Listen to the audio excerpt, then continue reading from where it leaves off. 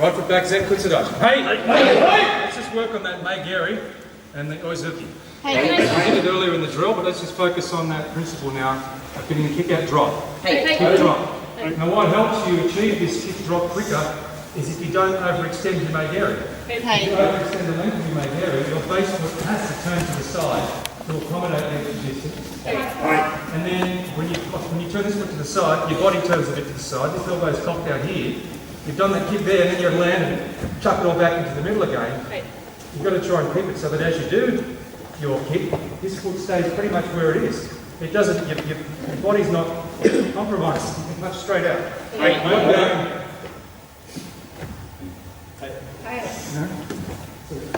Kick, that takes too long. You've got to chuck back things into the straight line. You've got to kick and punch down the corridor.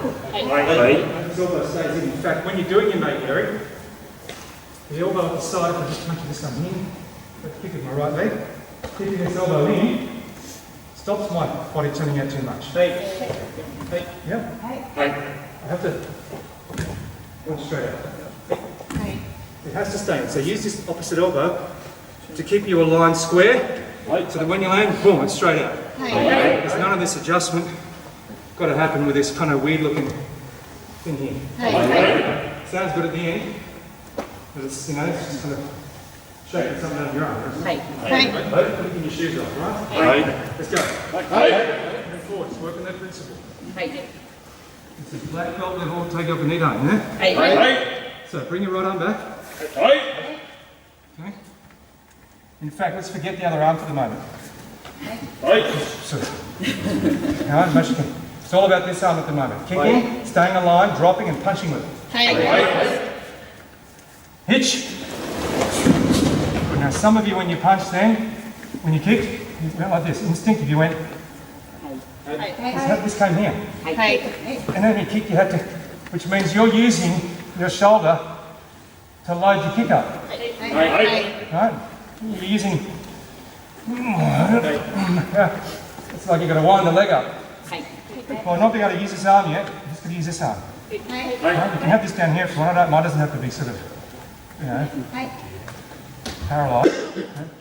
Just think about this arm here. Right? Your kick needs to be able to come out without having to do this, yeah? Kick, straight out. And back in position. Ready? Let's work on that again. Hitch. Nice. Kick it, drop it. Put it down. Hitch. I don't mind if your foot makes a sound when you come down initially, just to get that feeling. Hitch. Hitch. Hitch. Hitch. Before you make geris in these katas, just going to be kicking around about navel height. It doesn't have to be right up here in the sternum. About here, lower in the stomach's okay. Not height, sort of the hands distance up around above the knot there. That position there. Focus on that. Most of your kicks, nearly all your geris and all your katas, are only kicking about that high. Certainly when we try to kick higher sometimes, we lift our body up and then we have trouble getting back down to the stance. Back foot for what take? Put the proper way now, using the other arm, so your arm stays out now. So let's help your punch come out a bit stronger. But let's not use it. Remember, the kick comes out using the front leg. The hamstring pulls the leg forward. We're not using the shoulders to get the kick loaded. Ready? Hitch. Here. Some. Nice. Very good. Last little part to eradicate. Refining technique is mostly about pulling stuff out. It's really about adding stuff in. It's usually pulling stuff out, right? So we're pulling little things out here now that don't need to be here anymore. When we used to use different parts of our body to get things moving, now we don't need to. We've got more control over our body. We're starting to pull things out and refine. The last little bit we want to refine from here is if you manage to keep it still on the kick on the way out, it's not doing this. A little cock of the shoulder before you punch. Right? Just get a keep in position. Kick. Boom. Straight out. Without putting like it's going to be a little forward, right? Drying stuff out doesn't need to be there. Turn it forward now.